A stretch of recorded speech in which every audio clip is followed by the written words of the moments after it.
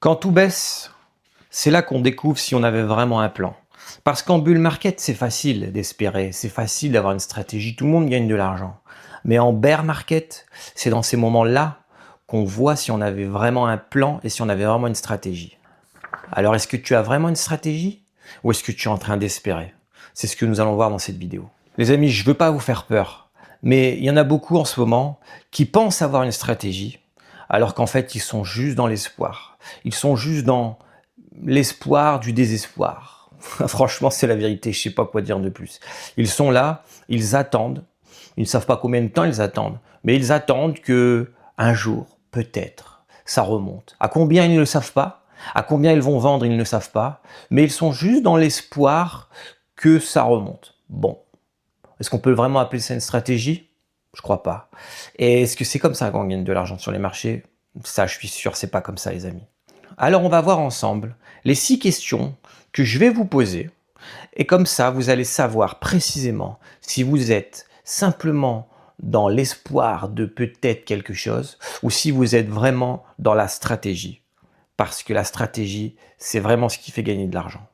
Question numéro 1, ton horizon de temps. Est-ce que tu as défini ton horizon de temps? Est-ce que tu trades sur plusieurs semaines, plusieurs mois ou plusieurs années? Si c'est plusieurs années, combien d'années? Si tu ne sais pas répondre à cette première question, tu as déjà un problème. Tu dis long terme parce qu'en fait, tu ne sais pas. Tu es en perte sûrement et du coup, tu te dis bon bah moi je suis sur du long terme, j'attends. Première erreur. Question numéro 2. Si le Bitcoin demain refait moins 20, moins 30%, quel est ton plan? Qu'est-ce que tu as prévu de faire? Tu attends? Tu renforces? Tu abandonnes? Si tu n'as pas de réponse à un moins 20, moins 30% dans quelques jours, tu n'es pas sur une stratégie, tu es sur de l'espoir. Question numéro 3. Imaginons maintenant que le Bitcoin fasse plus 30% dans quelques semaines. Qu'est-ce que tu vas faire? Est-ce que tu vas vendre? Est-ce que tu vas continuer à acheter, renforcer? Est-ce que tu penses être sorti d'un bull market ou est-ce que tu penses qu'on est toujours dans le bear market? Il faut que tu saches répondre à cette question. Sinon, je te le répète, tu es dans l'espoir et tu n'es pas dans une stratégie. Question numéro 4. J'imagine que tu fais un petit DCA. Enfin, j'espère que tu fais un petit DCA parce que c'est important. À partir de quand tu arrêtes ton DCA? Ou est-ce que tu fais un DCA bêtement à tous les prix?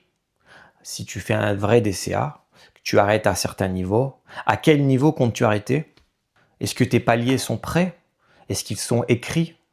Donc, tu fais un DCA ou tu improvises? Question numéro 5.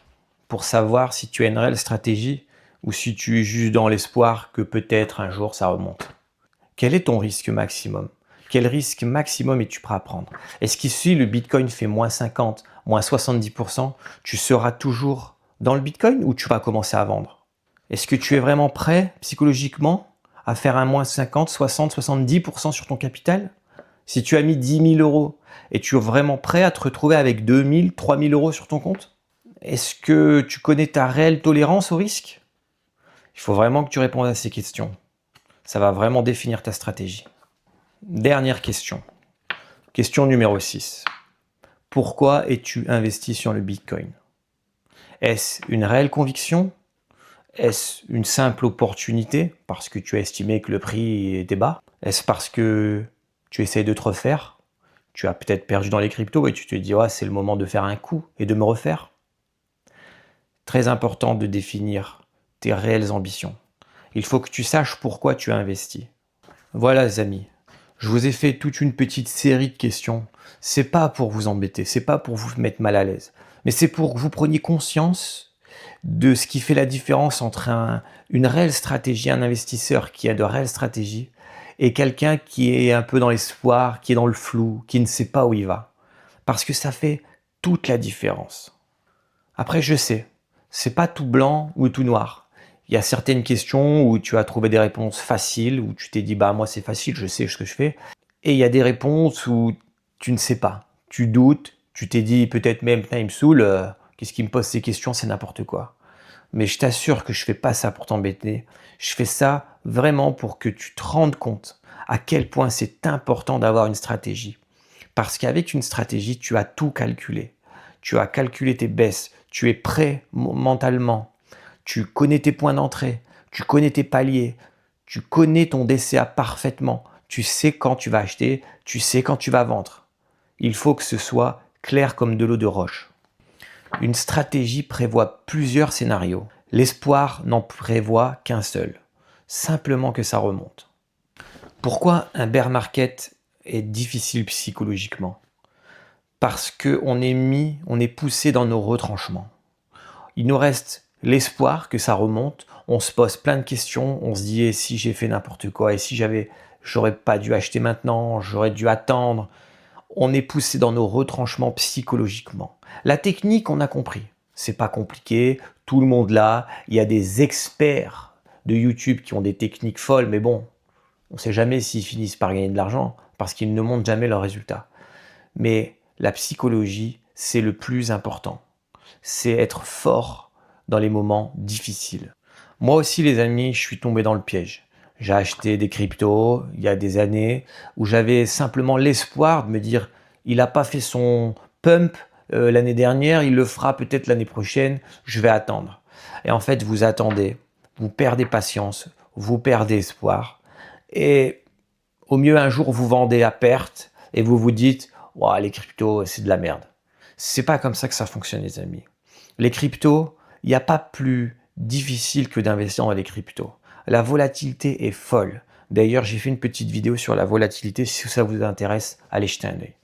Mais la volatilité est violente. Elle va vous pousser dans vos retranchements. Et si vous arrivez la fleur au fusil, vous allez vous faire dégommer.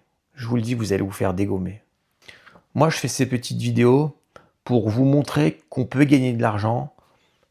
Je dirais pas facilement, mais qu'on peut gagner de l'argent avec un peu de temps devant nous. On peut gagner vraiment, on peut faire vraiment de belles performances. Mais pour faire ces belles performances, il faut avoir toutes les conditions qui sont réunies en amont. Il faut avoir une réelle stratégie, il faut être prêt psychologiquement. Il ne suffit pas juste d'acheter et d'espérer parce que au premier coup de vent, au premier tremblement de terre, vous allez tomber. C'est certain. Alors les amis, on va conclure cette petite vidéo. J'espère que je vous aurai pas trop secoué avec toutes ces questions, mais c'est important que quelqu'un vous les pose. Parce que normalement, vous deviez vous les poser vous-même, mais de fil en aiguille, au fil du temps, on peut se perdre et on peut s'oublier dans tout ça. Mais il ne suffit pas de prendre une info, d'être à la mode. Vous devez vraiment vous poser toutes ces questions. Voilà, n'hésitez pas à regarder la vidéo plusieurs fois, n'hésitez pas à revenir sur certaines questions. Il faut savoir ce que vous allez faire, peu importe les circonstances. Les amis, si cette petite réflexion vous aide, n'hésitez pas à vous abonner. On va revenir sur le Bitcoin, on va revenir sur les cryptos, mais on va prendre le crypto et les Bitcoins du côté psychologique. Parce que sur Internet, sur YouTube notamment, on voit énormément d'analyses techniques, on voit des mecs qui utilisent des méthodes, des stratégies, mais les amis, tout ça, ça marche pas. Ce qui marche, c'est votre faculté mentale, c'est votre psychologie. Alors, n'hésitez pas à vous abonner. Je reviendrai une fois par semaine pour faire une petite vidéo sur le sujet et aussi pour qu'on s'accroche ensemble parce qu'on va réussir, on gagnera beaucoup d'argent. Allez, ciao les amis.